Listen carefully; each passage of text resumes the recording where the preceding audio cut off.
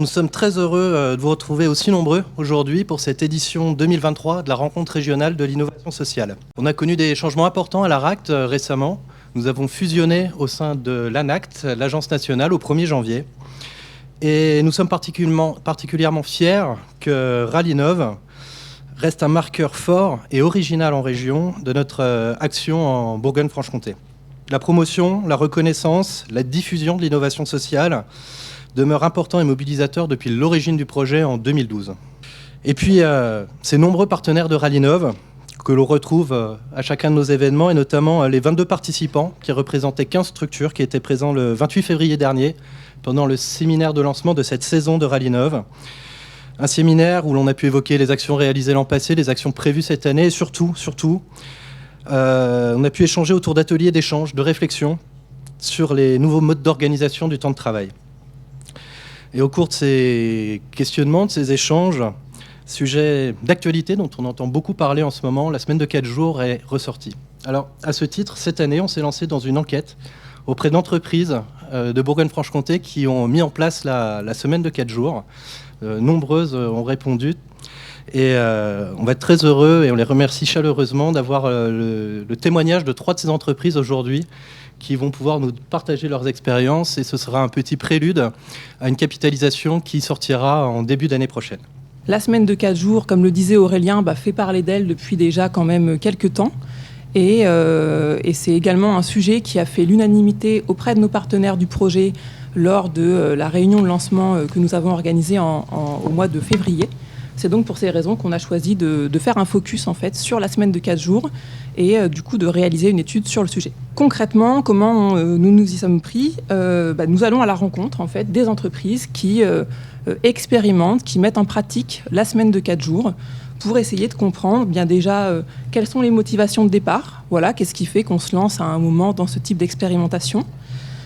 Comment ça fonctionne concrètement, c'est-à-dire comment se passe la gestion des effectifs, la gestion de l'activité, la gestion de la clientèle également, qui n'est pas sans incidence du coup avec ce mode d'organisation. Et puis on cherche également à identifier les impacts de ce mode d'organisation, à la fois sur la performance des entreprises et puis sur les conditions de travail des salariés de ces structures. À chaque fois, nous cherchons à recueillir à la fois le point de vue du dirigeant et le point de vue des salariés, et puis également des représentants du personnel lorsqu'il y en a au sein des structures. Au total, nous avons donc rencontré 11 entreprises de tout le territoire, de toute taille, et puis de différents secteurs d'activité.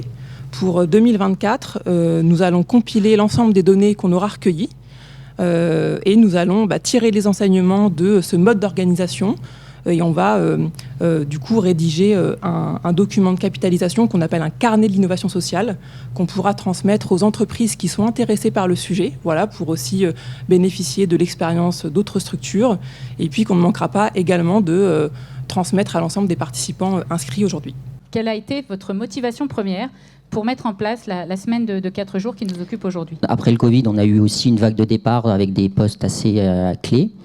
Donc on se posait la question de comment reconstruire en fait l'équipe. Et je me suis dit que c'était intéressant d'utiliser cette semaine de 4 jours. Donc c'était plutôt le bien-être et stratégiquement, c'était pour nous un outil pour structurer une nouvelle équipe. Alors, après le premier confinement, donc le retour au travail n'était pas simple. Il y avait un petit peu de démotivation. Compliqué de travailler le samedi, alors que dans la coiffure, c'est quand même une grosse journée. Et le recrutement devenait de plus en plus difficile. C'est ça qui m'a amené à la semaine de 4 jours.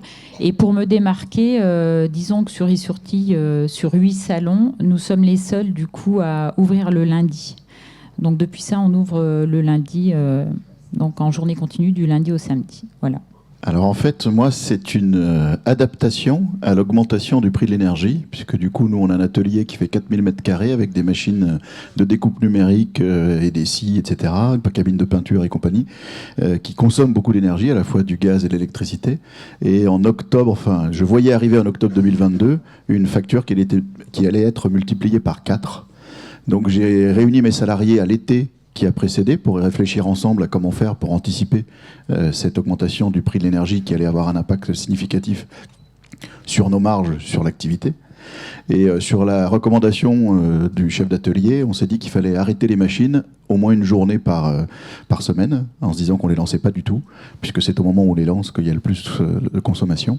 Alors très franchement, ça a été une grosse surprise pour l'ensemble des salariés. Quand ils nous ont présenté leur projet et puis cette semaine de 4 jours, on est tous restés un petit peu perplexes en disant comment on va faire, enfin, d'un point de vue travail, c'est une journée en moins, comment on va s'organiser, sans parler même encore des horaires. Il y a toujours tout de suite une petite appréhension, une inquiétude en disant comment on va gérer tout ça, qui a laissé très très vite place à une grande et belle surprise, parce qu'en fait tout le monde a adhéré au projet, puisqu'en fait, comme disait Sylvain tout à l'heure, on est une équipe assez jeune, d'une trentaine d'années de moyenne d'âge, tous très passionnés de plein de choses, avec des personnes qui se développent au cœur de certaines passions, certains projets, etc. Et on a tous très vu vite que cette journée en plus nous permettrait de personnellement nous épanouir et de pouvoir faire plein d'autres choses tout en gérant quand même cette activité avec une journée en moins. Et ça se passe très bien. La peur a été au début pour certaines personnes, vu qu'on a décidé de faire ça sur 4 jours, donc on augmentait le nombre d'heures de travail par jour. Donc ça a été pendant 9 heures, avoir qu'une petite pause d'1 heure entre midi et 2, comment ça va se gérer, etc. Plus le travail. Et puis après, il y a aussi des questions très très simples en se disant, le week-end, la semaine de 4 jours, c'est un week-end plus long. Qui prend lundi, qui prend vendredi. Et très vite, en fait, entre collaborateurs, on s'est réunis aussi après en disant, pour que ça fonctionne, il faut qu'on échange un maximum et qu'on regarde comment on s'organise, etc. Donc, tout ce qui nous freinait un petit peu et qui nous faisait peur, on en a parlé. On a essayé de voir les uns avec les autres comment on pouvait s'arranger et du coup ça a été. Mais c'est vrai que les premières craintes ont été ça. Mince, comment on va faire, comment on va pouvoir faire pour pouvoir tenir des journées plus longues, comment on va faire quand je serai pas là, qui va répondre, etc. Donc on s'est créé des petits binômes. Enfin, ça s'est très vite articulé différemment et ça se passe bien. Nous, on était surpris, en fait. Il n'y a pas eu un engouement. C'était pas waouh, super, quoi. C'est-à-dire qu'il y avait une grosse méfiance. Il y avait une méfiance de la part des salariés. Oui, il y avait une petite déception. Oui, il y a une petite déception. Nous, c'était compliqué aussi parce que ce que dit pas Séverine, c'est qu'on avait la plupart des salariés qui étaient sur 39 heures.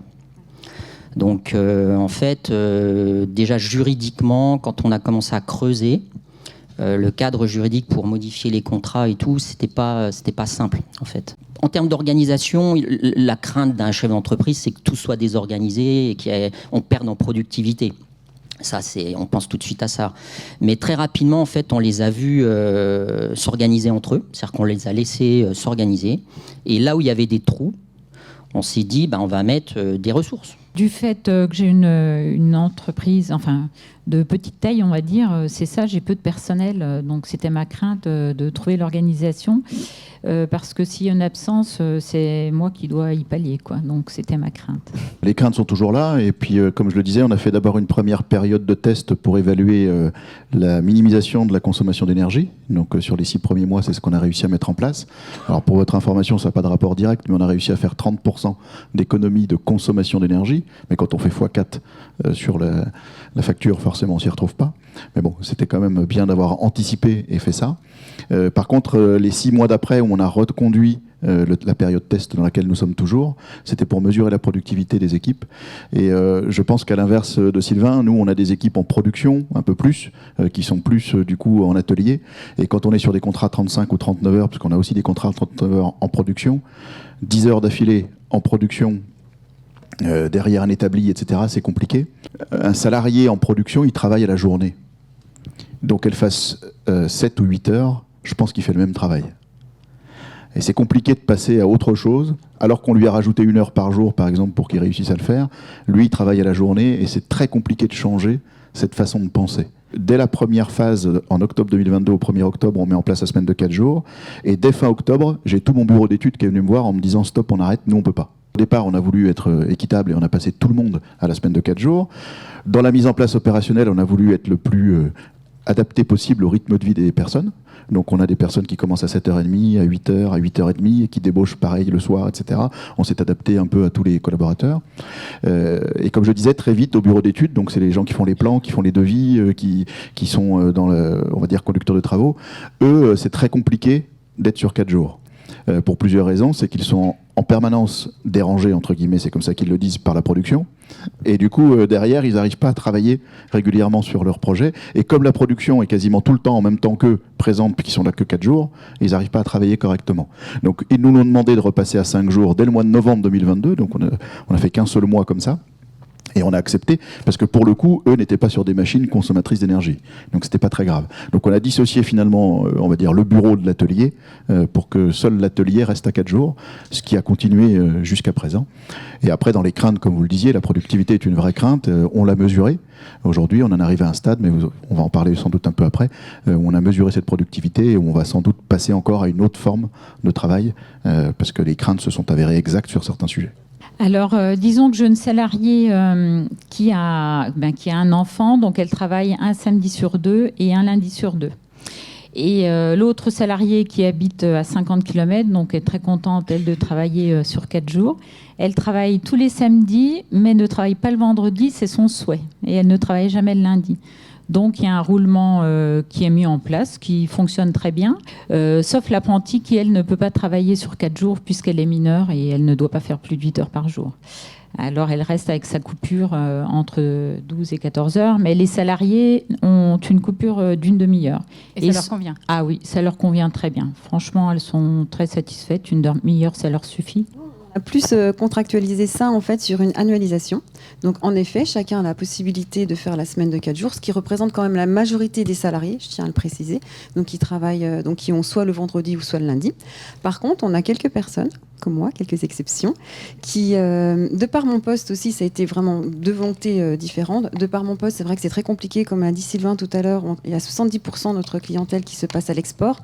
Donc problème de décalage horaire, etc. Donc où je rejoins pour les communications, le bureau d'études, c'est pas évident. Vous a pas demandé parce quel que, était votre poste. J'ai oublié de vous demander votre poste. Je suis l'assistante de Monsieur Mépon, de Monsieur. Donc du coup, c'était assez compliqué de me voir complètement une journée sautée par rapport à tout ça. J'avais un petit peu ces craintes-là. Et la deuxième chose, c'est que par rapport à moi, mon organisation et ma vie de famille, j'ai une jeune fille de 13 ans et c'est vrai que c'est plus facile pour moi d'être plutôt le soir à la maison pour pouvoir suivre les devoirs, etc. Et d'avoir que mon vendredi après-midi plutôt qu'avoir une journée complète où là, malheureusement, je ne pourrais pas bien ma vie de famille. Aujourd'hui,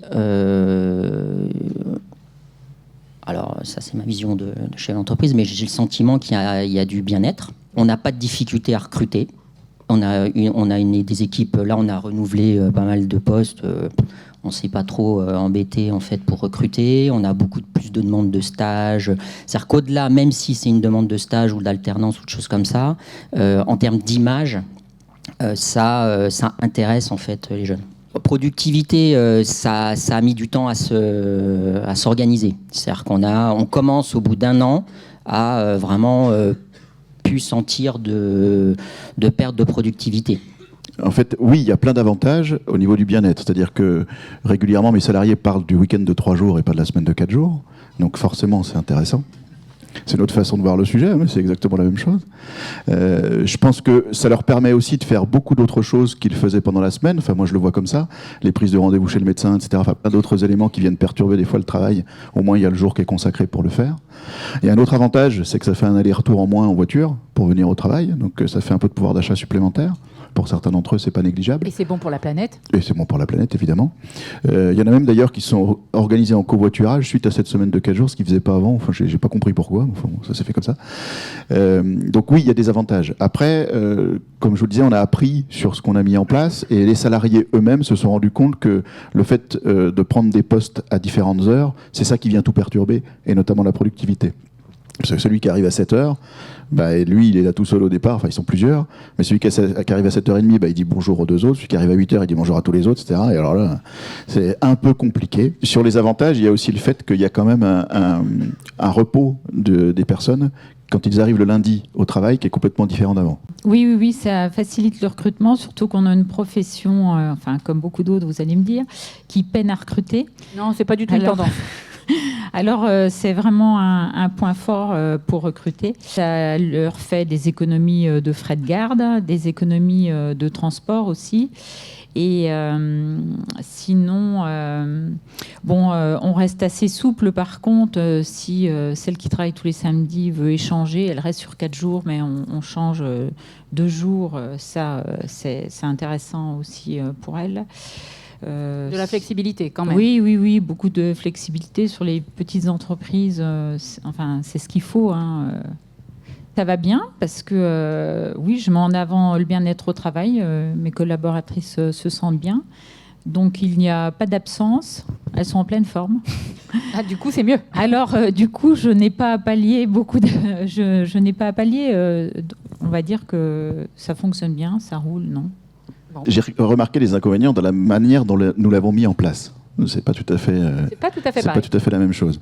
Donc c'est pour ça qu'on va y remédier pour que tout le monde soit sur un pied d'égalité sur les prises de poste et sur l'arrêt le soir. Et ça, je pense que c'est indispensable. L'autre inconvénient que je relève, parce que pendant que j'y pense, c'est sur les apprentis. Et ça, c'est un vrai sujet, parce que eux ne peuvent pas être à 4 jours. Et ça, c'est quand même une hérésie. On met l'apprentissage, on n'arrête pas de le mettre en avant, etc. Eux peuvent pas faire la même chose que font les autres, donc c'est un peu dommage. Sur les inconvénients, après, en complément, c'est que je pense que chaque collaborateur n'est pas fait pour passer à 4 jours. Ça revient en réalité à considérer la personne, le professionnel, etc. Et peut-être que ça peut être une solution à un instant de la vie. Mais ça peut être un outil comme un autre, et donc un contrat comme un autre, à adapter en fonction des périodes et en fonction de ce qui se passe, avec le bémol qui fait qu'il ne faut pas qu'il y ait trop de prise de conscience que c'est un plus pour le collègue versus l'autre, et qu'il y ait une forme d'égalité dans les services. Parce que sinon, ça pose des problèmes. Quand on veut passer des accords d'entreprise, par exemple, ce que je suis en train de faire, il faut que tout le monde soit sur le même pied d'égalité. Parce qu'on est dans le droit du travail à la française, etc. Enfin, compliqué, quoi. Alors qu'on pourrait le faire de manière plus agile, ce qui serait quand même plus intelligent. Oui, alors il y a des inconvénients. Nous, c'est vrai qu'avec l'export, ça pose des problèmes avec certains clients, quoi. Quand vous expliquez que vous êtes en semaine de 4 jours à un Chinois, il ne comprend pas, quoi. Je dirais que pour les clients étrangers, ils ne comprennent pas. Tous. Mais on a aussi des clients qui nous encouragent et qui sont surpris d'une démarche RSE. Et aujourd'hui, on a des clients dans le domaine du luxe qui nous auditent tous les ans sur la démarche RSE depuis 2 ans là. Donc quand on est passé à la semaine de 4 jours, voilà, ça les interpelle. Et oui, je pense qu'ils s'inquiètent un peu sur leur production. Mais tant que ça joue, ça joue. Donc ça, c'est principalement le problème. Après, c'est juste des problèmes ponctuels juridiques qui ont été compliqués. Nous, on est passé donc de 39 à 36, c'est-à-dire qu'on a maintenu les salaires. On n'a pas baissé les salaires. Sympa. Donc, Sympa, chez Cogitel. Donc ça a été pour cadrer tout ça. Voilà, juridiquement, c'était pas simple en fait de créer un accord cadre. Quand vous dites à votre expert comptable ou à un avocat droit des travail, vous faites ça. Premier truc qu'on vous dit, c'est vous avez pas de travail. Qu'est-ce qui se passe pourquoi vous faites ça? Vous allez fermer, voilà. Tout va mal. Quoi. Ouais, tout va mal. Voilà. Bon. Donc après, quand on leur explique la démarche, ils comprennent encore moins. Et derrière, c'est pas simple. C'est-à-dire quand il faut refaire tous les contrats, etc. Donc nous, on a fait un contrat cadre avec une annualisation des heures, en partant sur une base de 35 heures. Et donc ça fait 1607 heures, je crois. Et on peut payer les heures supplémentaires que quand ces 1607 heures sont effectuées. Ce qui fait que le salarié, même si on lui maintient son salaire, il a une perte de tous les mois, et on ne lui paye pas les heures supplémentaires, mais elles lui sont versées en novembre, par exemple, ou en décembre. Avant Noël, c'est sympa, remarque. Avant Noël, voilà. Mais ça, dans le contexte actuel où on a des pouvoirs d'achat des salariés qui se réduisent, on a quand même aujourd'hui des salariés qui ont des difficultés, qui nous disent voilà, moi je veux acheter une maison, le banquier ne comprend pas pourquoi ça a baissé, etc. Enfin, on rentre dans quelque chose qui devient compliqué. Quel conseil vous donneriez, Madame Schneider? Alors, je les encourage à en parler à leurs collaborateurs, d'échanger sur le sujet et de tester, de le mettre en place, parce que franchement, ça vaut le coup, je trouve. Il faut avancer. aller, oui, dans l'innovation sociale. Après, vous l'expérience avez que vu marcher ou pas j'ai pu mettre en place, c'est déjà peut-être de le faire sous forme d'expérimentation comme on a fait en mode test. On a fait 2 fois 6 mois, ce qui nous fait 1 an de recul, sans avoir changé les contrats, sans avoir tout changé, ce qui est possible. Donc ça, déjà, c'est pas mal de pouvoir le faire. Après, c'est la conclusion à laquelle on va arriver, c'est de faire la semaine de 4 jours, une semaine sur 2. Donc pour un contrat à 35 heures, une semaine ce sera 32 heures sur 4 jours, une semaine sera 39 heures sur 5 jours. Donc ce qui permet finalement de conserver la semaine de 4 jours, une semaine sur 2, d'avoir un rythme de travail identique pour tous les salariés et de permettre de le faire. Alors c'est pas une très grande innovation, c'est des choses qui existent déjà et qui ont déjà été éprouvées par pas mal de chefs d'entreprise et pas mal d'entreprises. Mais du coup, ça permet quand même d'avoir une démarche qui continue. Et puis après, je pense qu'il faut que ça se diffuse, il faut que ce soit une solution qui puisse se propager dans les RH et un peu partout, à l'instar d'autres outils, comme je le disais, c'est-à-dire que ça doit s'adapter à certaines personnes. C'est un peu comme le télétravail. On en a fait le Graal, on a eu le Covid, plus personne ne veut y être. Donc c'est compliqué en fait. On se fait des images de ce que c'est. Quand on le vit, c'est un peu différent. Bah, nous, on a un retour positif, mais je pense que c'est pas un dispositif qu'on peut faire n'importe où, dans n'importe quelle entreprise. Je suis assez d'accord avec David. On peut pas, c'est pas quelque chose qui est facile à intégrer dans toute. Il n'y a pas de généralité. Enfin, on peut pas en faire une généralité. Et nous, ça marche aussi parce qu'on a vraiment impliqué les salariés. C'est-à-dire qu'on n'est pas arrivé avec un truc, une organisation, on les a laissés vraiment faire, en se disant, bah voilà, on leur a donné un tempo.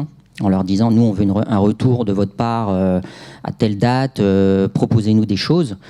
C'est pas parti non plus comme ça. Donc, il fallait que tout le monde soit impliqué pour qu'ils se posent la question de savoir, voilà, moi, comment je me positionne par rapport au travail, mon temps de travail, qu'est-ce que je vais faire de ce temps. Voilà, ils avaient besoin de et comment on s'organise les uns avec les autres, quoi. Je sais que j'ai baissé en productivité de l'ordre de 10 à 15% par salarié à cause de ça. Donc voilà, ce qui est beaucoup, oui, c'est énorme, ouais, voilà. Donc c'est quand même un peu compliqué, surtout quand on fait x2 en chiffre d'affaires à côté, enfin bon, voilà, c'est compliqué.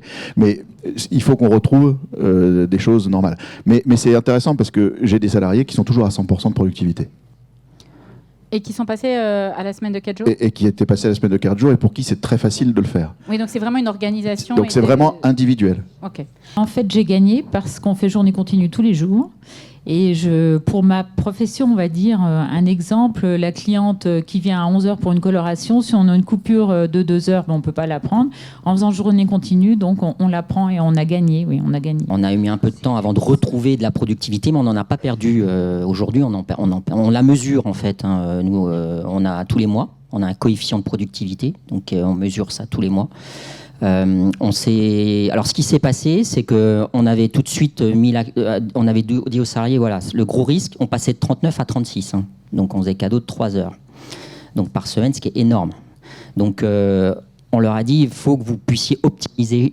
Chacun doit optimiser son poste. Donc, ce qui s'est passé, c'est que pendant 2-3 mois, chacun essayait de regarder, en fait, comment il travaillait. Donc, il y a eu une auto-critique. Et on est venu nous voir en nous disant, comme Séverine, il faut qu'on change le logiciel, par exemple, en compta, parce qu'on va pouvoir faire ça, comme ça. C'est-à-dire, chacun est venu avec ses idées. Et on a investi dans plein de petits trucs pour gagner du temps. Pour lever, pour manipuler un truc, pour des outils, des logiciels, voilà. Donc on a investi en même temps. Et alors effectivement, quand c'est pas parce que vous avez commandé le logiciel le jour J ça met un peu de temps. Et je vous dis une fois de plus, au bout d'un an, on constate qu'il n'y a pas de perte de productivité. Si on veut être honnête, on a gagné de la productivité puisqu'il travaille moins.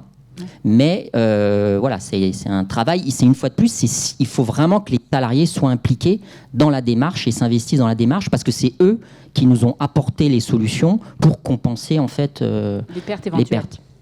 Le fait de ne pas venir une journée par semaine, de ne pas avoir les frais de garde, etc., on a évalué en gros que c'était entre 5 et 10% d'augmentation déguisée pour les personnes, puisque du coup il y avait moins de frais. C'est pas du tout une augmentation, mais c'est quand même le cas. Alors on a eu des négociations salariales qui ont eu lieu avec les différentes inflations qui sont en... Mais c'est vraiment ce que ça permet en fait, d'organiser ça comme ça. C'est une forme d'augmentation. Moi, je suis pas passé comme Sylvain, 36 heures payées 39 ou etc. Par contre, j'ai les heures sup payées tout le temps, donc ça c'est pas mal. Et le fait d'être à 4 jours et d'avoir un rythme différent, j'ai plus de demandes d'heures sup que j'avais avant pour travailler un peu plus. Ce qui est plutôt bien, hein. Et ça, on le fait régulièrement. Alors, en fait, elles perdent un ticket restaurant par semaine, puisqu'elles perdent une journée. Sinon, ça n'a rien changé sur les rémunérations. Si ce que j'ai dit tout à l'heure, les économies de garde et de frais de transport, ça, c'est pas négligeable, surtout aujourd'hui. Mais écoutez, merci à tous les 4 d'être venus. Merci à vous pour ces questions.